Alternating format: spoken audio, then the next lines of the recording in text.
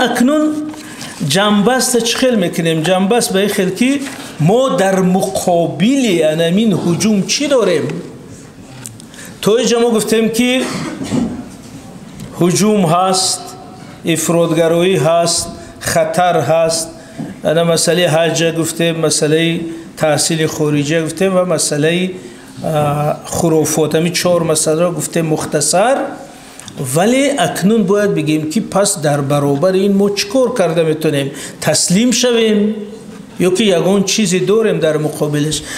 ما در مقابلش چی داریم؟ من همین نظر این است که ما 6 چیزی داریم، که 6 چیزی معین. 6 تا میگم، یک تاش ممکن شرطیم. یکم فرهنگ ملی. انا بزرگترین سلاح و واکسین ما در مقابل یعنی هجوم این فرهنگ ملی ماست. باز شرش میگیم. دوم این تفکر علمی معاصر. اگر تفکر علمی سواد بلند در جامعه باشد، این خودش یک راه پیشگیری خرافات و جهالت و افراط است. سوم نظام دولتداری دنیوی چه اهمیت داره؟ ما یک بار اینجا لکسیا کرده بودیم، باز یکان مختصرش میگیم. چهارم مذهب حنفی. پنجم نظام اداری ایدئولوژی و ششم مبارزه جدی قانونی و حقوقی قدرتی. این همی 6 چیزهاییست که ما در مقابل این روند میگذاریم و همین چیزها در همین سخنرانی پیشوای ملت هم اشاره شدن. من یکی از همینا را شرح میتیم. بینید چرا ما میگیم فرهنگ ملی در مقابل روند برای ما مهم است؟ زیرا اگر تاجیک خیلی گفتیم تاجیک اصیل باشه، دانه که من 6000 سال تمدن دارم، من خیلی فرهنگ دارم، من استادی بشرم، من صاحب فتوام، هیچ وقت زیر تأثیر او تبلیغات نمیره. در روحیه تاجیکی بنابراین پرزیدنت در اینجا گفتن که من پیش از همه تاجیک هستم. یعنی در توازن ارزش‌ها شما که باید احساس کنید که من اول تاجیکم، من هم خیلی غرور دارم، هم خیلی فرهنگ دارم. من او دفعه گفته بودیم که من بچه جایره نیستم، میگم یعنی که ما ملت به اصل و نسب نیستم. من او فرزند فارابی و سینا و رودکی و فردوسی. ولی تو میای به من یاد میتی که اسلام اخلاص یا اخلاص، تمام جهان من اسلام یاد دادم. امام بخاری ما دادیم، امام ابو حنیفه ما دادیم، امام ترمذی، همه مؤلفای نه تنها 3-5 تاش بلکه مؤلفای تمام کتابای بزرگ اسلام، تمام جهان اسلام تاریخ از تاریخ تبری میخونه. تبری یک بچه تاجیک. یعنی ما استادانی بشر چقدر توبه همون میشه. بنابراین اگر همین غروری تاجیکی باشد، فرهنگ تاجیکی باشد، از تاریخ تمدن ارزش‌های خود آگاه باشد، هیچ وقت توبه و تبلیغات افراطی نمیشد. بنابراین همین ما میگیم بالانس یا توازنی حیاتی ملت.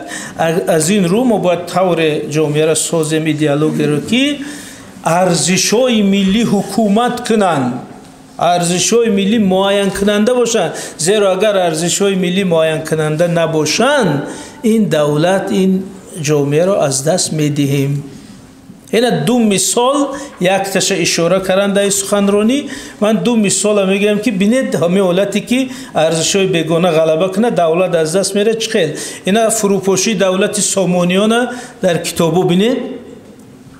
این یک حادثه ننگین در پیشانه علما نوشته شده است برای 1000 سال. هر بار بروشان میکشن. چرا؟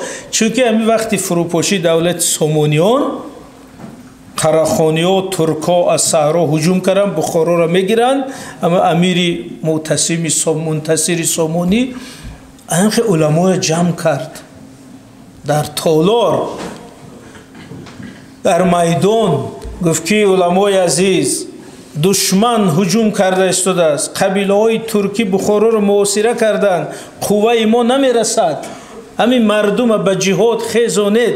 پگین نماز جمعه برآمد کنه که دولت در خطر است، خیزید دولت رو حمایت کنید. خیلی گفتن یک دم اجازه تیمو مصلحت کنیم، مصلحت میکنن. آخر ملاها گفتن که نه امیر، همو قرخانی هم مسلمان های، همو ترکا هم لا اله الا الله میگه. اگر او گرفت با ما میشیم امامای قرخانی. ملت مهم نیست، اگر ضرورت نرسه تو برو رو او میگیرن، ما میشیم امامای قرخانی. انا همیجا لحظه ای که تفکر دینی به تفکر ملی غلبه کرد. فما اگر همی گپ امروز گیریم اینا طالبا هجوم کنه، خیلی حضرتو گوین که فرقش چی؟ همون هم لا اله الا الله میگه، خیلی او گیره ما میشیم با مولای طالبا.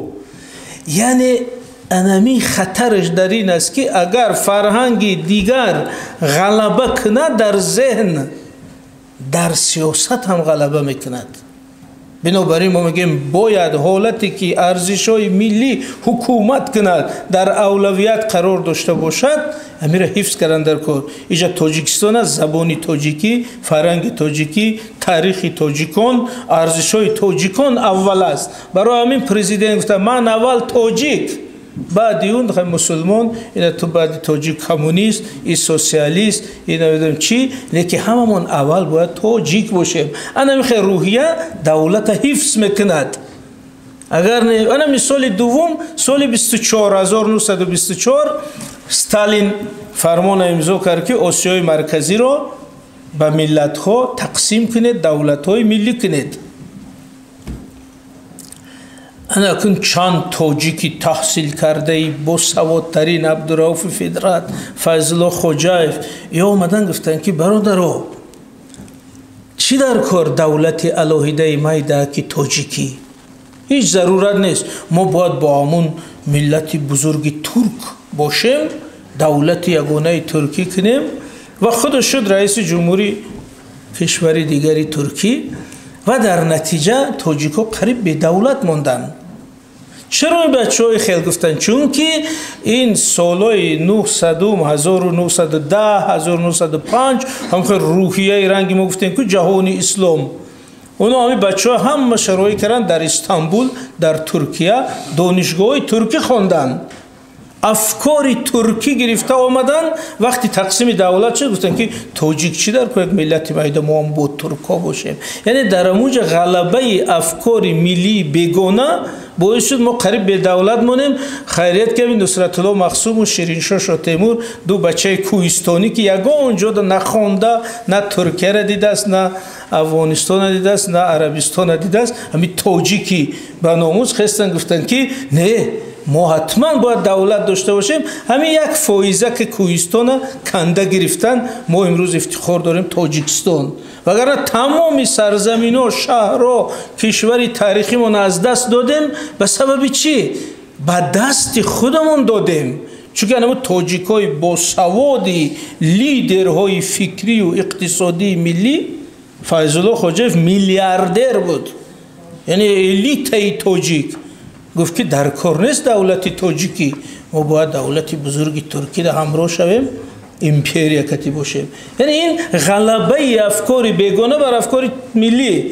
انمی روز هم اگر شود با دولت از دست بره. بنابراین همین که میگیم حکومتی یعنی حاکمیتی یا گیم برتریتی ارزش‌های ملی باید تامین شود. ایجاش فهماست؟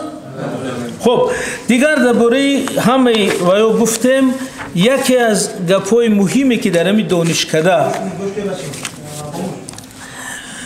ولی دم میگیرم با گوش میکنم، یکی از گپ‌های مهمی که در همین دانشکده ای را همیشه قید کرده گذاریم این است که پیشوای ملت در قطاری بسیار فکری مهمه، در قطار اون چیزایی که ما بر ضد افراطگرایی میمونیم مذهب حنفی رو هم ذکر کردن.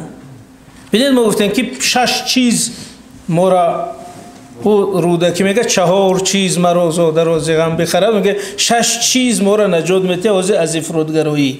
یکیش این فرهنگ ملی بود، یکیش جهانبینی معاصر عقلانی علمی، سومش دولتداری دنیوی، چهارمش مذهب حنفی.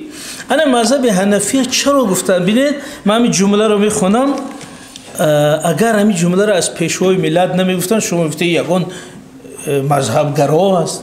ببینید چی گفتن که پیروی از آیین اجدادانمون مذهب حنفی یکی از واسطه های مؤثری، یعنی تاثیرگذار، مهم، یکی از واسطه های مؤثری از تهدید و خطرها حمایت کردن فضای مفکوروی جامعه ما در شرایط معاصر می باشد. یعنی رهبر دولت میاد میگه که یعنی مذهب حنفی امروز یک سپر امنیتی است. این دیگه نقشش فقط مذهب و فقه و طهارت و نماز نیست. این علاقه در رول یک واکسین، یک ایمونیتت آمده است که مثلا اگر مذهب حنفی رو درست شناسیم، از او پیروی کنیم، دیگر ما بی‌نیاز میشیم به اون مذهب و گروه و رویه های دیگر.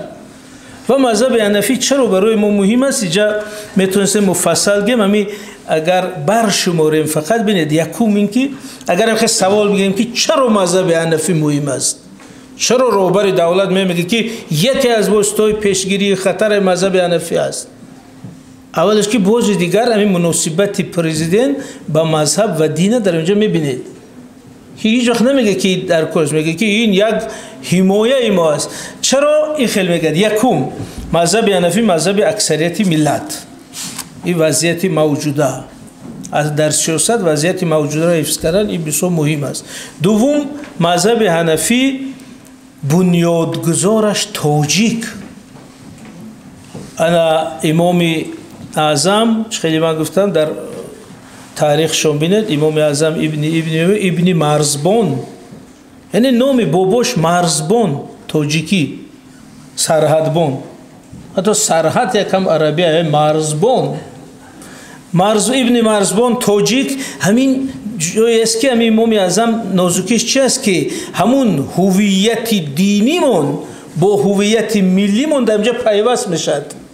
یعنی از یک شما افتخار دارین که امام اعظم تاجیک، امام خودمون، از سوی دیگر او راهبر یک مذهب بزرگترین جهانی. بنابراین دوم امتیاز امام حنفی.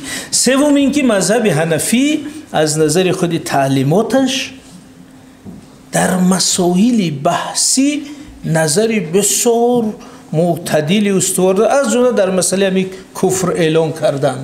شما دیدین که مذهب حنفی دیدگاه علمای شر نمیتیم، به هر حال در مذهب حنفی هم خیلی یک آدم گرفته کافر اعلان کردن هیچ امکان نداره، چون که کسی که اهل قبله است، کسی که ایمان داره، اگر گناه کرد میشه مسلمانی گناهکار، که کافر نمیشه. کافر حالت ده میشه که و خودش رسما از زمین دست کشیده این کار کنه. بحث دیگه. بنابراین مذهب حنفی همون بحثی توندی که از گروه‌های مذهبی نو ساخته است این رو ندارد. مذهب حنفی نگاهش به دولت هم معتدل است.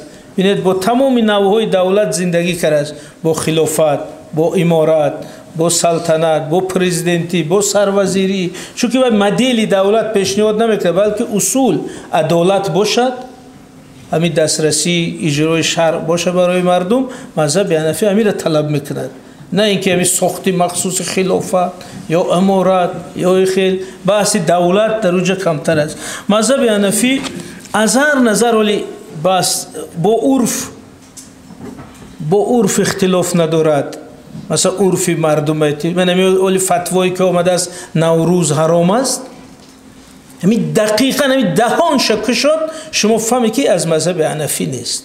چون که مذهب حنفی 1000 سال در همین منطقه بود، نوروز هم خیلی جشن گرفته میشد. که اینا بیهقی ببینید نوشته است که سلطان محمود غزنوی امیر اعظم از سختگیری اسلامی شوخی میکرد، نوشته است که من روز هفتم نوروز دوست میدارم، چون در امروز امیران و وزیران و رئیسای ولایت‌ها به من هدیه میارن.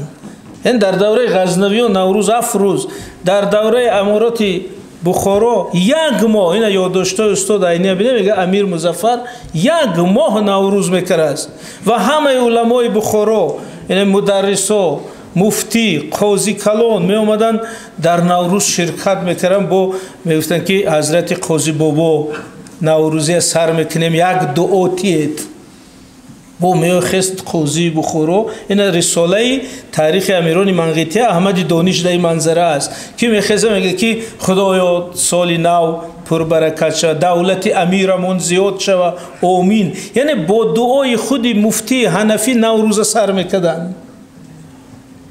پس مذهب حنفی یک وقت نوروز در اندیشه غالبش حرام نگفته است. پس اینایی که اومدن نوروز حکمته، شما دونید که از مذهب ما نیست، از فرهنگ ما نیست. 1000 سال ما نوروز داشتیم در زمانی که مذهب حنفی حکومت میکرد. انا برای همین هم خیلی چیزا در نظر گیریم. اگر مذهب حنفی برای همین نجات و آخرین نکته ای که مذهب حنفی را برای ما مهم میکنه، شخصیت خود امام اعظم. ببینید امام اعظم یگان دومولوی کنجکی نیست. امام اعظم در عین آن که دانشمندی بزرگ فقه و کلام، اینم یک کتابچه میده که فقه اکبر هست از امام اعظم. تو حاضر از نظر وزنش در عقیده همین کتابای 10 جلدی می‌نویسن، برابری و ارزش نداره. همین کتابی اول کتابای دیگه شوید. بنابراین امام اعظم با وجود یعنی خیلی دانشمند دین بودن، باز صاحب کار، تاجری موفق در این بازار بغداد، دوکانی از همه موفق، لباسای از همه قیمت بهترین با صفت در دوکان امام اعظم. امام اعظم تو در وقت بازسازی بغداد سرمعمار شهر بغداد بودن، یعنی ارکیتکتور. خیلی یگو ملوی که در کنجک ششته میبرید در تای کرپچش 50 سومه مونی اومی میره، خیلی نه. امام اعظم صاحب کار، بیزنسمن، تاجری موفق، امام اعظم ارکیتکتور شهر بغداد نقشش کشیده است و راهبری کرده ساخته است. بنابراین وقتی نور را تصور میکنیم، انا پیشوای ملت گفتن مولا هم کسب کند، کار کند، مهنت کند، گذشتگان ما خیلی بودن. بنابراین همین ابراز امام اعظم در ذهن جوانای ما همون ابراز یک مولای کنجکی از دنیا بیزاری عزلت نشینه میشکند که راهبر مذهبی ما هیچ وقت عزلت نشین نبود. ما هم همین خیلی انا همین اگر درباره مذهب حنفی و من باور دارم که در این مؤسسه نکته های دیگری باقی مانده صحبت مثل قانون تنظیم، مثل قانون پدر و مادران، مسئله های خطرهای دیگر شرح داده میشه. با اجازت شما همینجا تمام میکنیم. با اگر سوال و ملاحظه باشد